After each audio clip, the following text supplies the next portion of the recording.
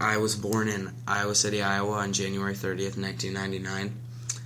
And I lived in North Liberty till I was about 6 months old. Then my family decided we wanted like a bigger house. So my dad moved us to Iowa City and built a house right by West High in 2000. Then after about 7 years, when I was 8, we moved down to Georgia because my father got a job in a boat company. And we moved down there. And when the economy crashed, the boat company wasn't doing so well anymore, so we moved back up here when I was 10.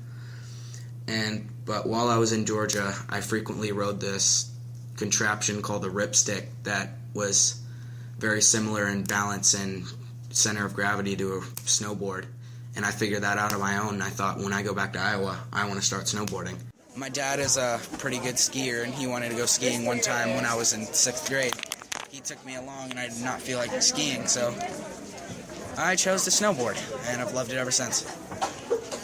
Just the feeling of being able to be graceful, sliding down a mountain with snow in your face, having to think about nothing except the gnar that you're shredding. My inspiration is Mark McMorris because he's a good snowboarder who snowboards half-pipe and slopestyle, and he's only about 20 years old, probably younger, and he still made it to the X Games and the Olympics, and that's very respectable. Living in Iowa is a pretty tough place to live when you're trying to snowboard, considering the snow is only around half of the year.